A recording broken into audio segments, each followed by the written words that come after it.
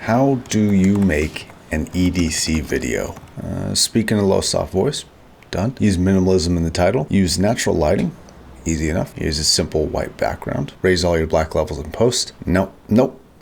Not gonna do that.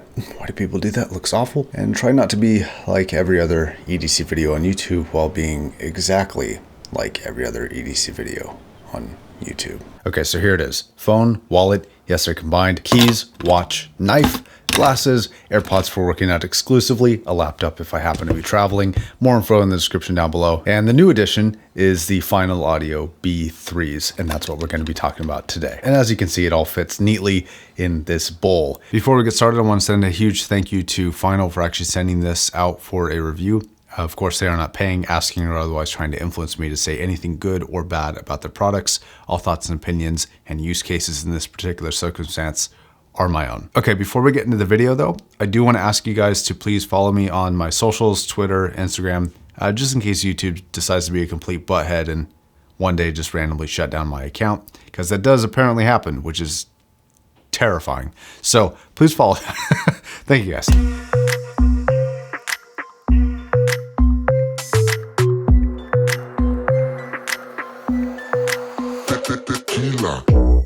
So the requirements for me to use something as an EDC is actually pretty simple. It has to either be long lasting, lightweight, or really, really effective. I don't really have any super specific criteria, but when it comes to earbuds, they do have to fit kind of a set of circumstances, like I think with a lot of people. One thing is I want to build that is going to not only be strong and durable if I do happen to drop it by mistake or something like that, but also something that's not going to be showing wear and tear. And that's where the choice of these specific finals versus some other finals that I have had here for review. Like I just reviewed the B1, which has this kind of rose gold glossy metal look. Now those are very beautiful, but they are going to show wear and tear more easily than kind of the frosted silver that is on the B3s here. And that's the same thing with the A8000 as well. Now I also want them to be reasonably lightweight, and these are definitely not what I would consider a super lightweight earbud. They're quite hefty, but they're not over the top heavy, nor are they over the top large. So something like the Odyssey iSign series is very strong and they sound really good, but they're very big.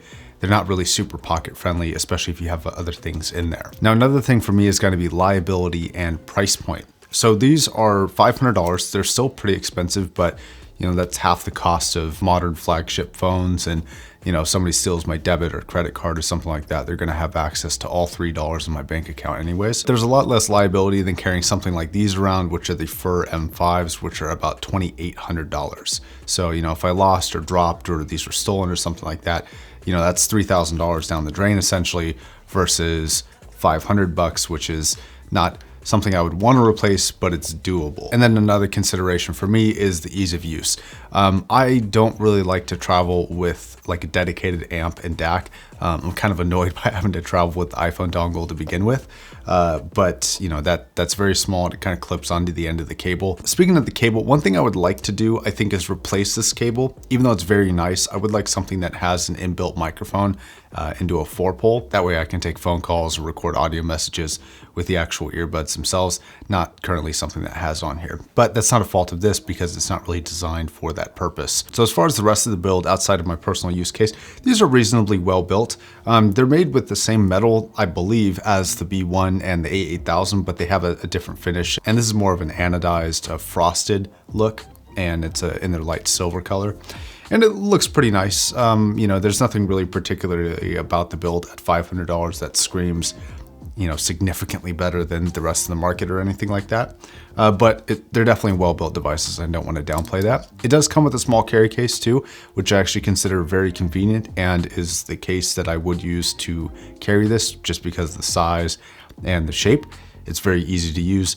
I like the carry case a lot. So if you see my B1 review, which is going to be the flagship of the B series from Final Audio, I wasn't totally impressed with that headphone. And part of the reason why is because I actually think that this, the B3, which is their second top in terms of the line progression based off price, it's my favorite of the B line. And I actually consider it to be better in a lot of ways than the B1. And some of those areas are soundstage width. This soundstage is quite a bit wider. Treble resolution and just treble presence in general, I actually consider to be better on the B3 than on the B1. The vocal presentation is also more clear and more stated and present on the B3 than it was on the B1. The one and only attribute that I think was better on the B1 was the bass response. And I think that just has to do with the driver structure. Although the bass response on here is it's not bad by any means. I would consider for $500 it to be just okay, but that's definitely not the strongest attribute of this headphone. So part of what gives the B1 the better bass response is the driver structure. So the B1 has one balanced armature driver for the mids and highs, and then one dynamic driver for the low end. And this just has two balanced armature drivers with a crossover, one for the mids and highs and one for the low end. Now I will say this, for a balanced armature driver, creating the low end, it's actually doing a phenomenal job, because those are not something that produce a lot of low end. And this isn't a huge exception to that. It's a little bit of an exception. It does produce decent low end, but it's not gonna shock or rock your world quite like some better dynamic or planar headphones. So in this particular case, they chose the resolution of instruments and the placement of instruments over the abundance of bass, which I actually really appreciate. When I'm just listening to music on the go, just walking around, I actually really prefer to have a closer, like high fidelity listening experience. But when I'm doing something like working out, I actually really do want a lot of bass. And that's why I would choose something like, I'm gonna be listening more to the rhythm of the music and the beat of the music rather than the actual fidelity of the recording when I'm working out, or something equivalent to that. So having like a top of the line listening experience in those circumstances are not necessary or even wanted, but having a higher fidelity sound is wanted all of the other time, which is where the B3 steps in. So some areas that really impressed me in the treble response became very apparent in songs like Timbers from Yoshi Hirakawa. There's these spreading beads that are kind of a reference point for everything that I test here. And it's quite, I'm quite tired of hearing the song at this point, but it is impressive when something can do things differently or better than competitors that I have heard.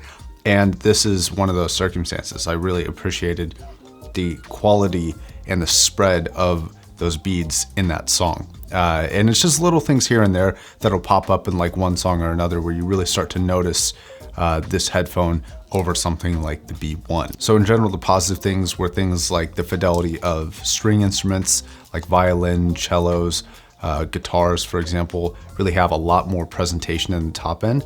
And it's not over the top by any means. It's kind of just where I personally prefer it. It's really, really good. Now, the mid-range is also an area that improved over the B1 and actually reminds me a bit more of the A8000, which is very impressive given the A8000 is 4 times the cost. It's quite pleasing. I like it quite a bit. It doesn't quite have as much lower mid-range as the A8000, so vocals aren't as isolated and as pronounced, but for a quarter of the cost, it's really, really great. Now, the display that this has for sound is something that I personally just find really enjoyable, and it just kind of fits my preference. And I can try all day to explain why, but it's just something that I find particularly pleasing. So for the mid-range and the treble response, I actually like this as opposed to some other IEMs I've reviewed for a number of reasons. One, it might be the liveliness of instruments. For example, the Rai Penta from Meze. This has a much more lively sound than the seemingly boring in comparison Meze. The Meze is very good for certain things, but this I consider a little bit better regardless of price. The Dream XLS from Dita is a very high fidelity experience. It's very nice. But again, that's like $2,000, so it's a liability, so it's not really good for EDC. Now you might be asking if I considered some lower end options like some blondes or some tins, and I have tried quite a few of those, and while they do sound good, I do think that there is definitely not a massive step up in terms of build, because I think when you're working with a device this small, you have very little wiggle room for what you're actually able to do that's going to drastically increase quality over a metal build. But I do think that the sound quality is noticeably better on these than those lower end options that I have tried. This sounds better than any like $200 and under IEM that I've heard, but it's also not competing at that price range. So that is in some ways to be expected. Now, real quick disclaimer to that statement. I don't want that to be necessarily seen as a blanket statement for saying that no IEM that is cheap could ever possibly be better than this. I don't mean that at all. I'm sure there are plenty that would be even better for me than this, and there's certainly some that are probably going to be better for you than this. But just based off the reference points I have had, the ones that I've tried don't compete with this in this particular circumstance, but time may change that. Okay, now I want to talk about the Soundstage and the imaging. This actually gets beat out a little bit by something like an iSign 10. In terms of soundstage width, I think the iSigns sound quite a bit better. You're talking about a slightly different build with those and still technically in-ear, but they're kind of a different class or a different league or a different style of in-ears. But in terms of the size and carryability of this, I'm very happy with the soundstage width on this. And I don't think it's a perfect reference point at $500, but I think it's, for my use case, perfectly fine. So I think that's gonna wrap it up for the new addition to my EDC.